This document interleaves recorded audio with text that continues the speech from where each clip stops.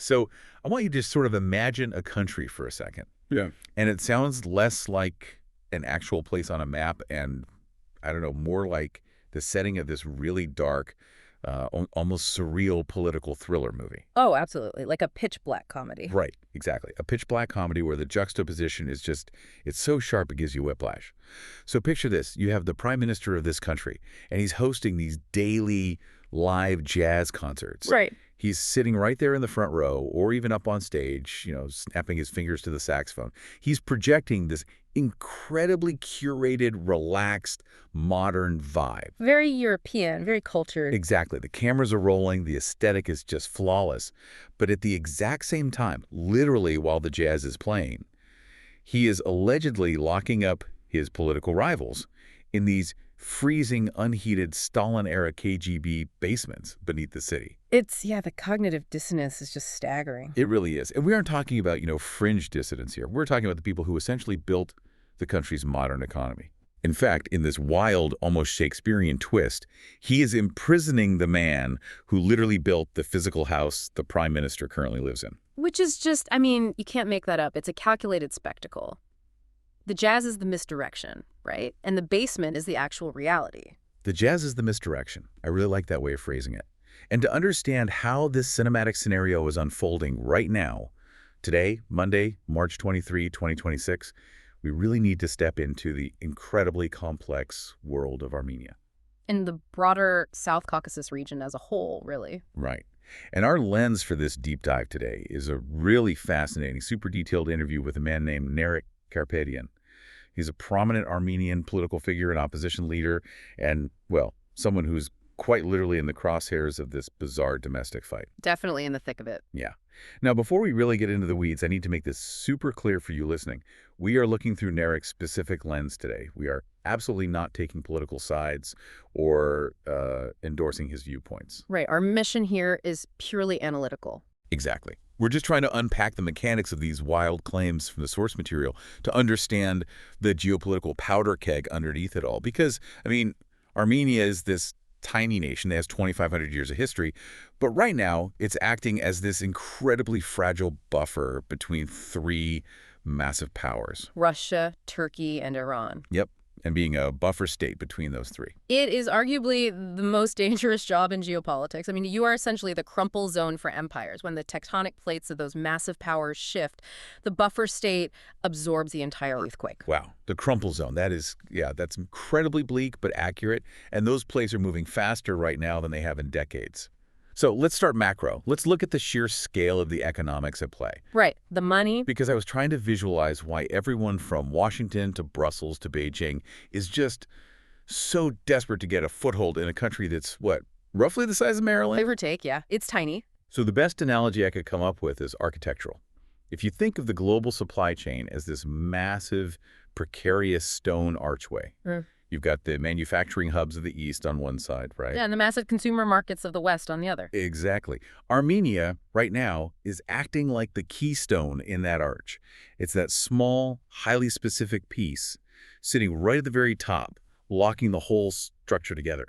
If that keystone crumbles or if someone yanks it out, the entire arch collapses. That framing is totally spot on, especially when you look at the sheer math of global trade in 2026. Right. It's staggering. We are talking about trillions of dollars of goods.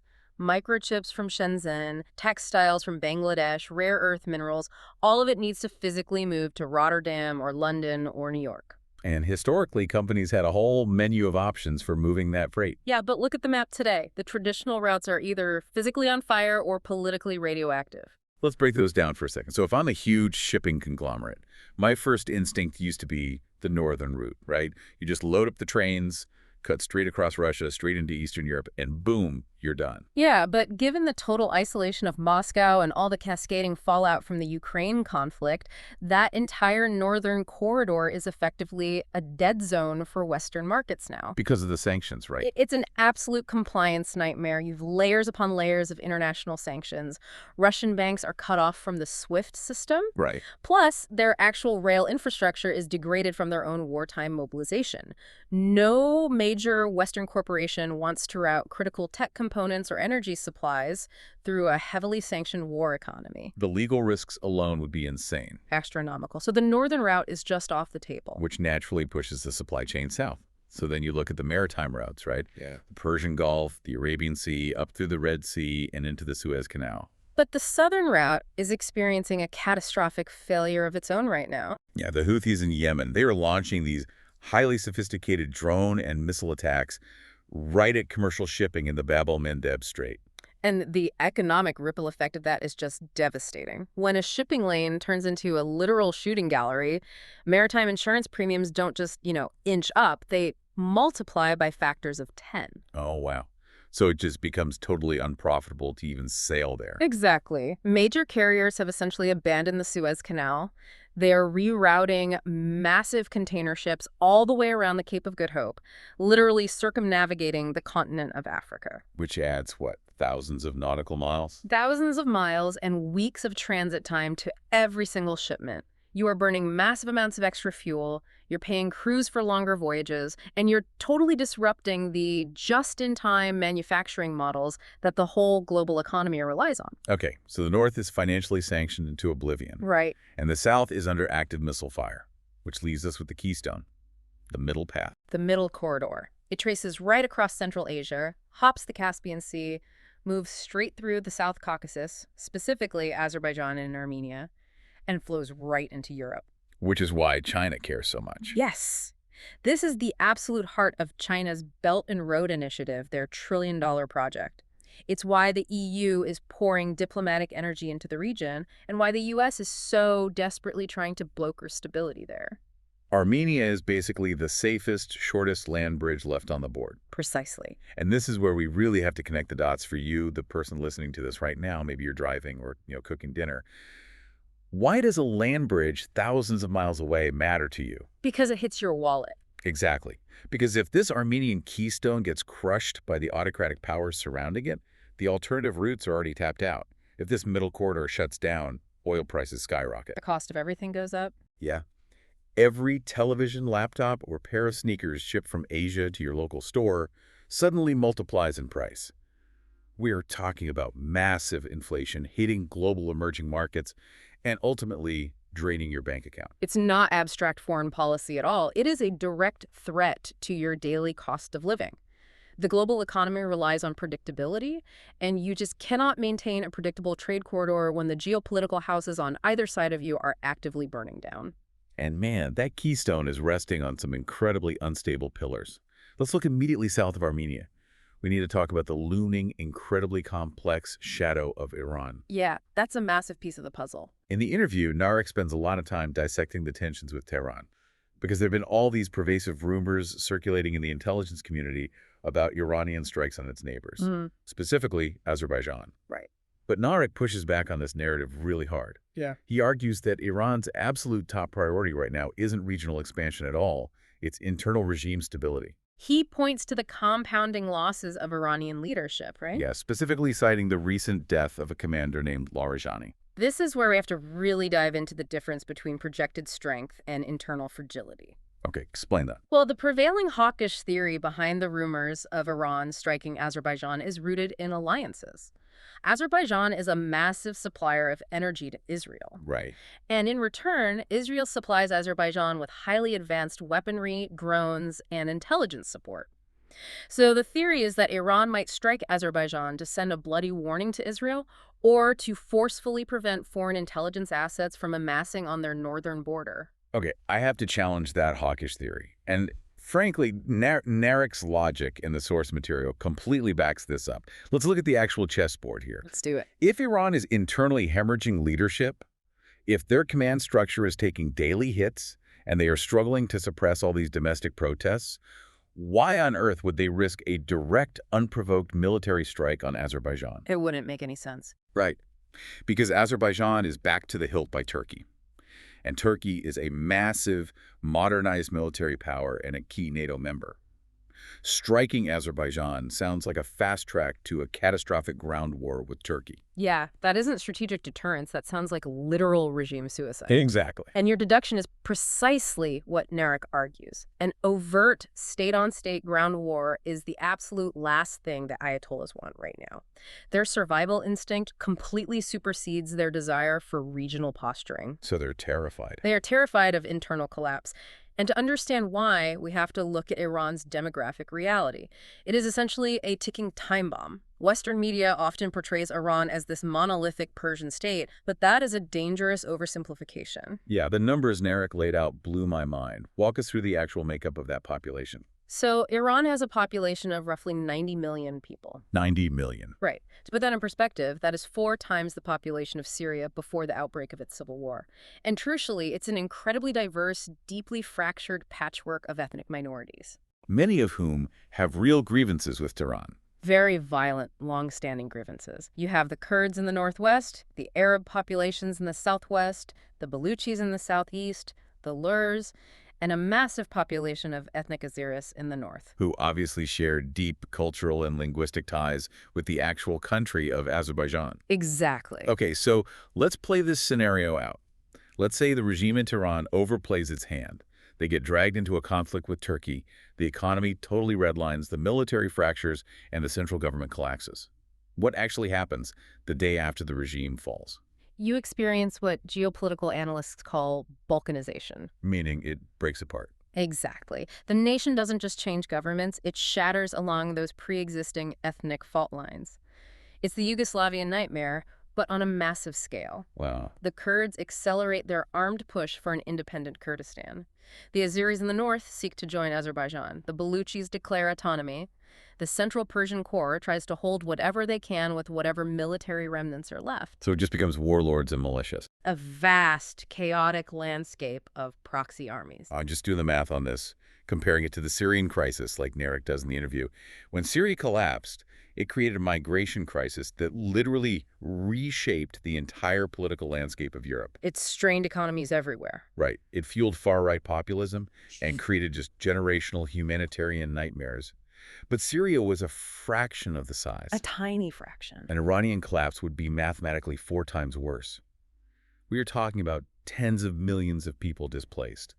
It would send uncontrollable waves of migration, extreme poverty, and desperate armed factions flooding across the Caucasus. Into Turkey, into Central Asia, and eventually right into Europe. It would be a generational catastrophe. It would. It would instantly sever those vital middle corridor supply chains we just discussed, plunging the global economy into a dark age. Nobody, not the U.S., not China, not even Israel or Turkey, benefits from a balkanized Iran. The void is scarier than the regime. Exactly. So how do you stop a 90 million person powder keg from exploding when the fuse is already lit? This source brings up a really fascinating historical parallel here. Narek compares this modern tension to the 17th century 30 Years' War in Europe. It is a profoundly apt comparison, really. The 30 Years' War was this horrific, seemingly endless meat grinder driven by overlapping religious divisions. Catholics versus Protestants, right. Right, combined with the geopolitical ambitions of rival empires. It just burned through Europe, devastating populations, until all sides finally realized that total victory was impossible. It only stopped with the Peace of Westphalia in 1648. We hear Westphalian system thrown around a lot in political science. What does that actually mean in plain, functional English for us? Simply put, Westphalia birthed the modern concept of state sovereignty. It was a mutual agreement where nations essentially said, we will recognize your borders, you recognize ours, and we will stop funding proxy wars to overthrow your government based on our religious differences. Okay, I see. So in the context of the Middle East today, Narek argues that the region is desperate for a new Westphalian agreement. Peace isn't going to magically arrive because one side decisively crushes the other in a proxy war. Right. Peace only arrives when the major existential rivals, and he specifically points to Israel and Iran, both receive ironclad mutual security guarantees. Let's translate that into actual policy. That means Iran needs a verifiable guarantee that its borders won't be breached and its regime won't be preemptively overthrown by foreign powers. Yes. And simultaneously, Israel needs an absolute guarantee that it will not be targeted by Iranian-funded proxy militias like Hezbollah or Hamas, and that the nuclear threat is neutralized. Exactly. Until both of those nations feel structurally secure in their right to exist, the proxy wars will just continue to churn. And the risk of that catastrophic Iranian balkanization grows every single day. And this isn't just an abstract debate happening in, like, Washington think tanks. Yeah. The people living in the South Caucasus, especially the Armenians, they know intimately, painfully, exactly what happens when security guarantees evaporate. They've lived it. They know what happens when borders are redrawn by sheer military force. Which brings us to the most sobering, just heartbreaking part of Narek's testimony. Yeah, the conflict over Nagorno-Karabakh. Right. Because to understand why the keystone is cracking, we have to look at this recent, absolutely devastating conflict between Armenia and Azerbaijan. And to truly grasp the mechanics of this tragedy, we can't start the timeline on the 21st century. You have to go back to the 1920s. We have to look at Joseph Stalin. Yeah. The borders of the South Caucasus that we see on a map today, they are not natural geographic boundaries shaped by, mountains or rivers. Right. They were drawn by hand. They are the deliberate, calculated, and deeply cynical work of the early Soviet Union. Stalin, when he was the Commissar of Nationalities before taking absolute power, he employed a classic imperial strategy. It was called Korenizatsiya, combined with divide and conquer. It's basically the ultimate toxic map-making. He intentionally drew the borders to guarantee internal friction. According to the source, Stalin took this specific mountainous region of Nagorno-Karabakh, a place that was highly educated, possessed a deeply rooted Christian heritage, and was overwhelmingly ethnically Armenian, and he deliberately carved it out. And placed it entirely inside the borders of Muslim-majority Azerbaijan. He planted a geopolitical landmine. The logic was brutal, but from his perspective, it was effective. By creating an autonomous ethnic Armenian enclave within Azerbaijan, Stalin ensured that both populations would constantly be at each other's throats. So they'd never unite against Moscow. Precisely. As long as they hated and feared each other, neither would have the unified strength to rise up. They would be forever dependent on the Kremlin to mediate their disputes. It was an architecture of engineered animosity. And that animosity kind of lay dormant under the heavy totalitarian boot of Soviet rule. But the second the Soviet Union collapsed in the early 90s, that landmine detonated. It sparked a brutal Balkan-style war. Right. And the Armenians living in Nagorno-Karabakh, terrified of facing oppression from a newly independent Azerbaijani government, they fought for and established a democratic, self-governing republic, even though it was never officially recognized by the international community. But they built institutions, they held elections, they cultivated their land. For 3 decades, they maintained this fragile status quo, living in a frozen conflict zone, surrounded by a neighbor that viewed their very existence as an illegal occupation. But recently, that status quo didn't just crack. It completely shattered. The human toll described by Narek in the interview is staggering.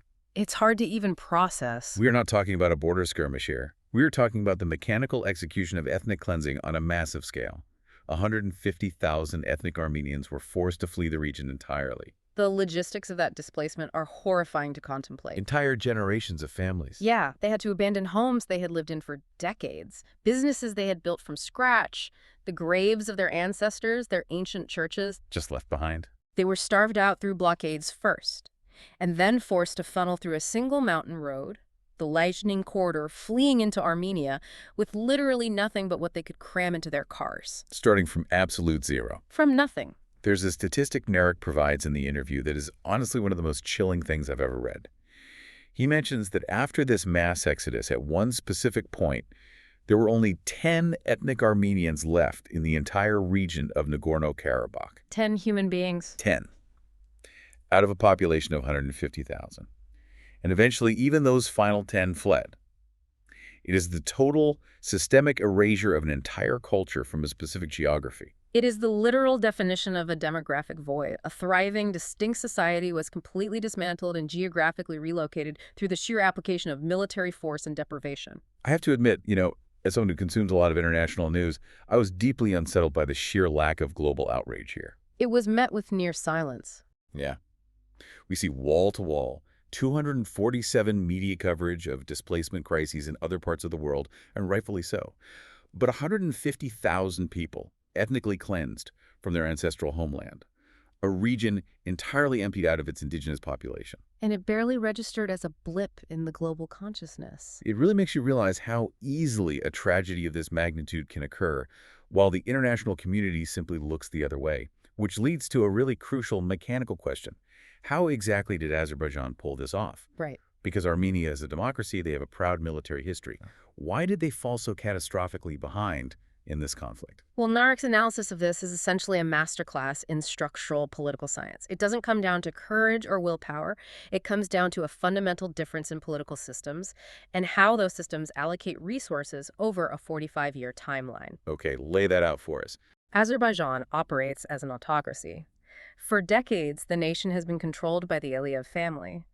When you operate an autocratic system fueled by immense billion-dollar oil and gas revenues, you don't have to worry about the messy, expensive business of democratic consensus. You don't have to worry about town halls demanding better health care or opposition parties questioning your budget. Precisely. You can direct the entire fiscal and organizational apparatus of the state toward a single, unified goal.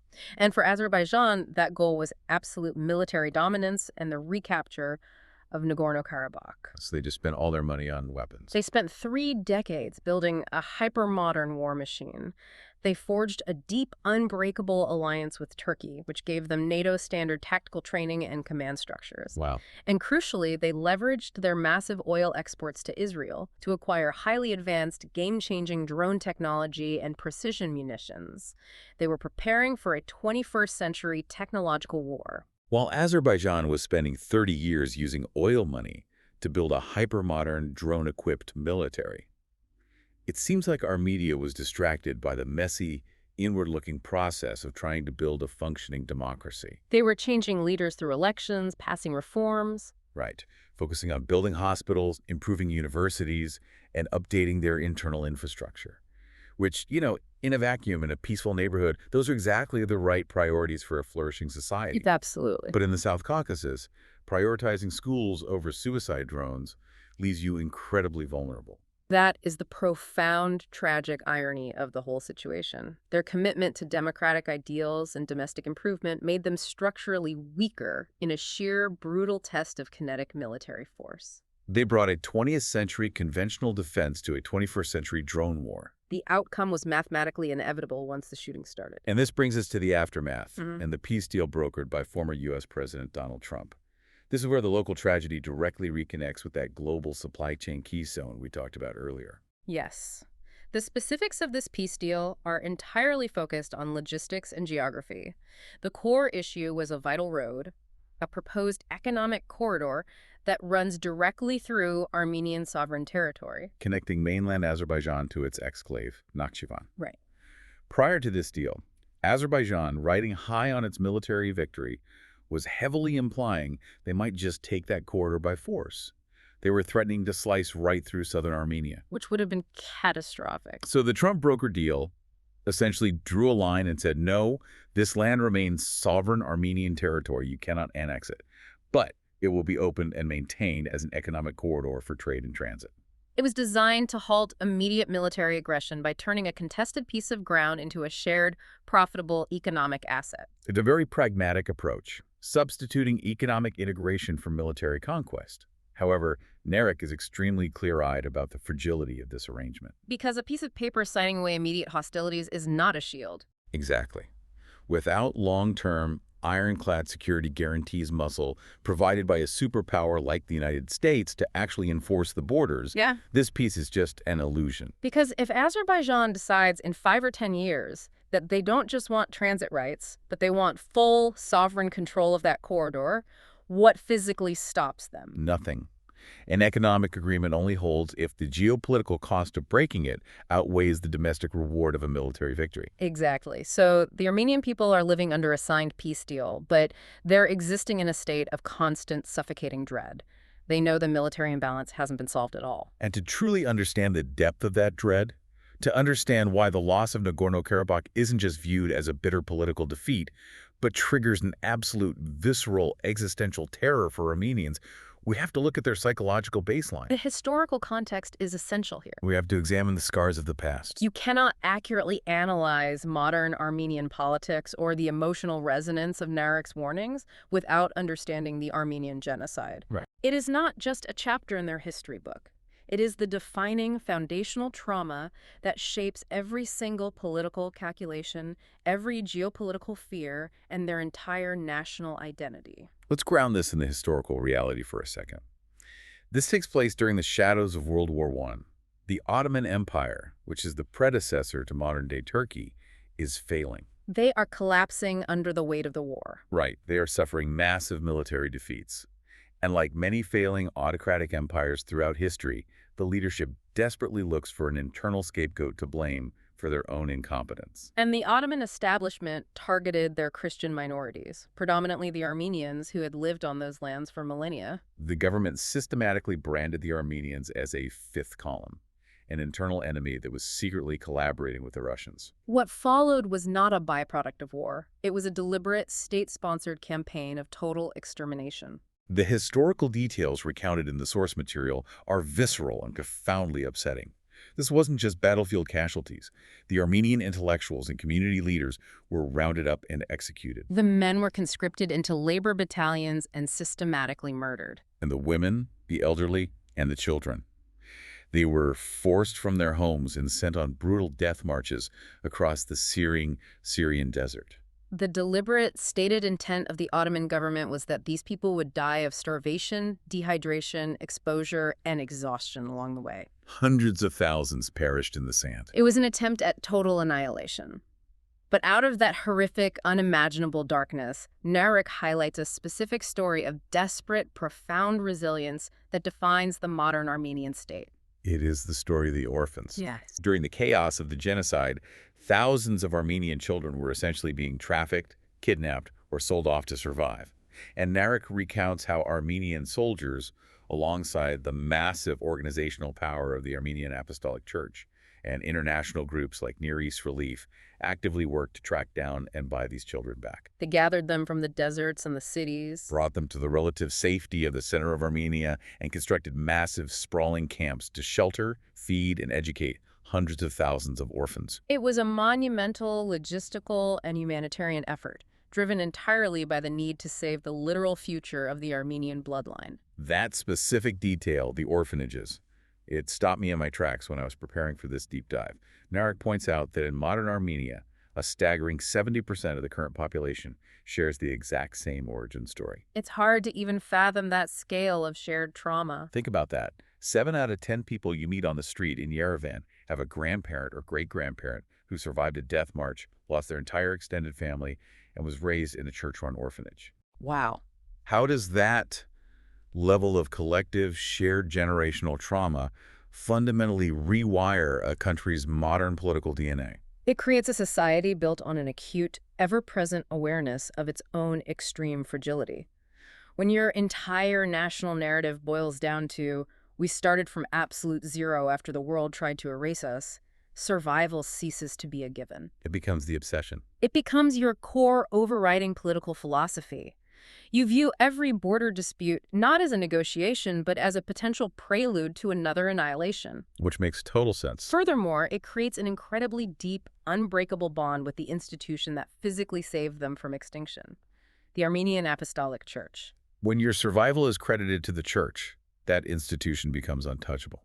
Narek notes that 93% of the Armenian population are active members of the Apostolic Church. It is not merely a place of Sunday worship. No, it is the cultural bedrock, the keeper of their history and the foundation of their national identity, which perfectly and somewhat terrifyingly sets the stage for the bizarre domestic crisis currently playing out in the capital. If the church is the undisputed moral pillar of Armenian resilience, any political leader who is attempting to centralize power and build an autocratic regime is going to view the church not as a spiritual guide, but as a dangerous rival center of gravity. Autocrats demand a monopoly on loyalty. Exactly, and the church inherently dilutes that monopoly. And this brings us back to the jazz concerts and the KGB basements. We are shifting from sweeping geopolitics and historical tragedy to a modern, localized political situation that is shockingly absurd. Truly absurd. The current Prime Minister of Armenia, Nikol Pashinyan, is allegedly executing a textbook autocratic playbook to consolidate power, and his primary target, that beloved, deeply entrenched church. What is truly remarkable here is not just the attempt to consolidate power, we see that globally, but the specific methodology he is employing. It is erratic, it is deeply surreal, and it relies on a tactic of profound cultural desecration. Desecration is the perfect word for it. The Prime Minister hasn't just introduced policies to limit the church's influence.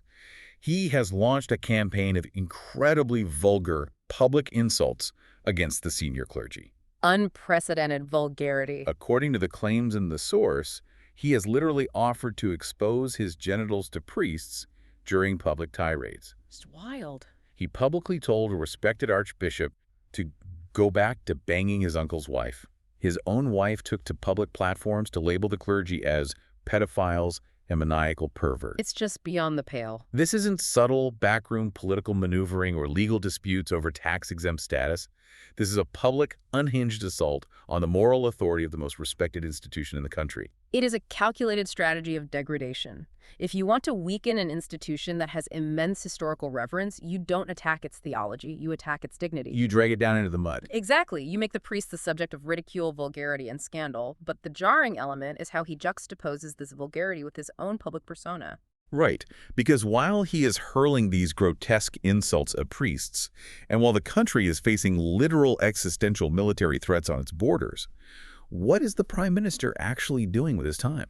The jazz concerts. He is hosting daily, live jazz concerts. He's streaming these smooth musical performances to project an image of calm, European cultural superiority. It's an engineered spectacle of normalcy. While the country is fraying at the edges. Meanwhile, Narek points out a terrifying statistic. Drug crimes in the country have increased fivefold.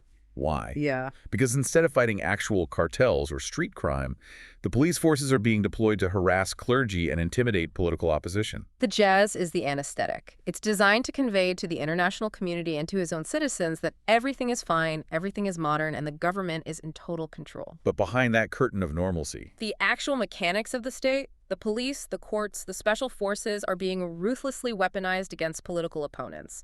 And the most egregious, undeniable example of this weaponization is the story of Samvel Karapetyan. Right. This is Narek's uncle. And to understand the gravity of this, we need to understand who Samvel Karapetyan is in the context of Armenian society. He isn't just another loud politician. Far from it. He is the wealthiest, most prominent philanthropist in the country. He's deeply loved, known for being incredibly down-to-earth, and he has funded schools, hospitals, and infrastructure. From a massively influential figure. And watching this assault on the church, he decides he cannot stay silent. He releases a public statement. He essentially says, "You have forgotten our history. You are attacking the very church that saved us from genocide. And if the politicians fail to stop you, the people will intervene." He drew a moral line in the sand, and an autocrat cannot allow a rival power center, especially one with immense financial resources and public adoration, to draw lines. The response was brutal. Incredibly swift, entirely disproportionate, and designed to send a message of absolute terror. He didn't engage Samvel in a political debate. He sent heavily armed, masked special forces to Samvel's private residence. But he didn't anticipate the reaction of the Armenian people. Thousands of ordinary citizens, protesters, and supporters immediately flooded the streets and literally surrounded the house, physically blocking the special forces from entering. Which is incredible. It turns into a massive, tense, 10-hour standoff. And here's the kicker. The police on the scene eventually admit to the crowd's lawyers that they don't even have a legal warrant to arrest him. Unbelievable. They just showed up with machine guns because the Prime Minister was infuriated by a Facebook post. Eventually, after 10 hours of tension, the authorities managed to generate the paperwork. The crowd realizes they can't hold off the state forever without bloodshed, and they take Samvel away. And this is where the mask of the modern, jazz-loving democracy completely falls off. Where do they take the most prominent, respected philanthropist in the nation? Not to a normal jail. No. They don't take him to a modern holding facility. They put him in a KGB basement. A literal Stalin-era unheated basement cell beneath the city. He was kept down there for 6 agonizing months. The conditions described are draconian, designed specifically for psychological torture. The chairs are bolted to the concrete floor so you can't even move them. The sensory deprivation is intense. He is completely cut off from the outside world, allowed only one single, highly monitored, 5-minute phone call a month. 6 months of that. And when his son is finally permitted to visit him for a 4-hour window, what do they talk about? Do they map out a legal defense strategy? Do they plan a political counterattack? No. No, they talk about football for 3 straight hours. Before his son leaves, Samvel simply tells him, just change your tie and keep going. He absolutely refuses to let the state see him break. That kind of stoicism is deeply threatening to an autocratic system. The entire purpose of putting a man of that stature in a freezing KGB basement isn't just to punish him physically. It's psychological. It's to shatter his spirit, to force a public confession or apology, and to make him a terrifying cautionary tale for anyone else who might think of speaking out. When the prisoner refuses to break, when he calmly discusses football instead of begging for mercy, the psychological tactic fails completely. It highlights the impotence of the state's terror. I have to pause here because I mentioned it in the intro, and it is the supreme, almost cinematic irony of this entire deep dive. The Prime Minister is sitting in his government residence, snapping his fingers to live jazz, actively orchestrating the brutal imprisonment of Samvel Karapetyan. Right. The irony.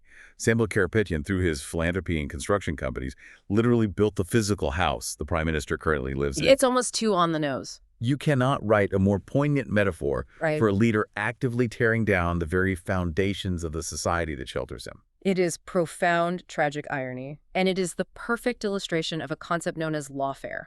We hear this term often, but this is what it looks like in practice. Right, lawfare. Lawfare is when a government hijacks the legal system, the courts, the prosecutors, the police, and uses it not to enact justice, but as a blunt force weapon against political enemies. You just bury them in the process. You arrest a rival, you throw them in a basement for 6 months without ever filing formal substantive charges, and then right after a crucial election or political maneuver is complete, you quietly release them and say, oops, lack of evidence. Wow. The punishment isn't a guilty verdict. The punishment is the agonizing, life-destroying process itself. You remove your strongest pieces from the political chessboard during the most critical moments. And the state attempted to execute this exact same lawfare playbook on Narek himself, though his personal story has a slightly more surreal, almost comedic tone that highlights a really fascinating cultural dissonance in Armenia. It's a very revealing story. So the same heavily armed special forces show up in Narek's house. Masks, machine guns, the whole intimidation package, ready to drag him away. Oh. But Narek's wife is upstairs getting dressed, and she is fiercely protective and apparently furious about these armed men tracking mud into her home. Naturally. So Narek calmly tells this heavily armed hit squad, my wife is getting ready, you'll have to wait. And these menacing state-sponsored enforcers look at each other and essentially say, okay, we'll wait. Which is just bizarre. They stand awkwardly in the hallway for 20 minutes because, culturally, they are too polite to interrupt a woman getting dressed. As Narek quips in the interview, a gentleman is a gentleman everywhere. It's a darkly humorous anecdote for sure, but it reveals a crucial vulnerability in the Prime Minister's autocratic project. How so?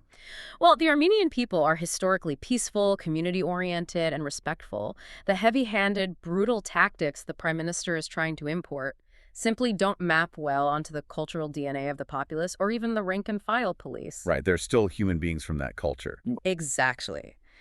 But we shouldn't let the polite special forces obscure the very real systemic danger here.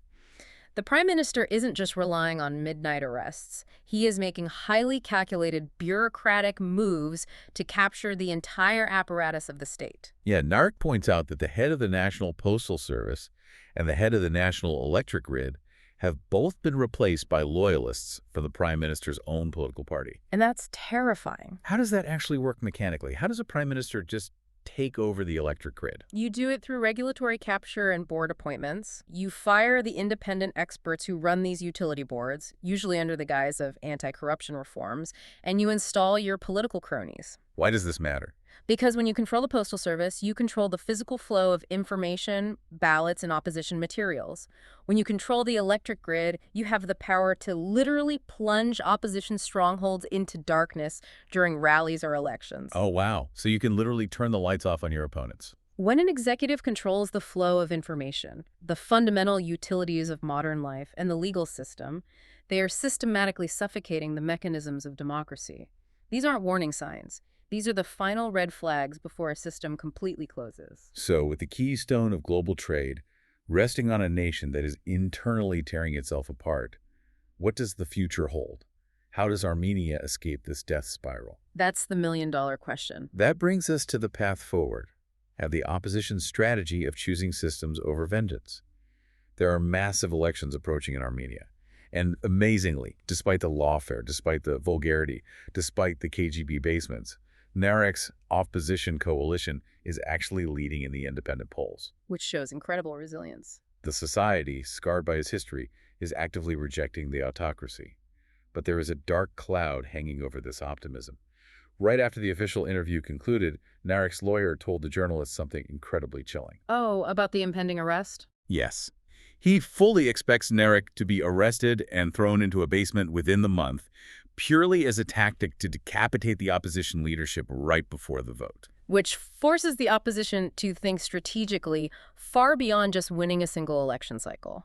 If they manage to survive the lawfare, and if they actually win the election, what happens on day one? Right. What's the first move? Historically, in systems that have slid toward autocracy, when the opposition finally seizes power, their very first act is to arrest the former leaders.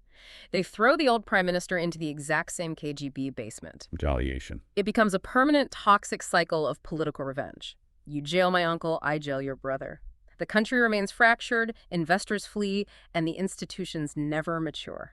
But Narek makes a fascinating, deeply counterintuitive promise in this interview. He states categorically that if his coalition wins power, they will not jail their current prime minister. They refuse to retaliate. They will absolutely refuse to play the game of political vengeance.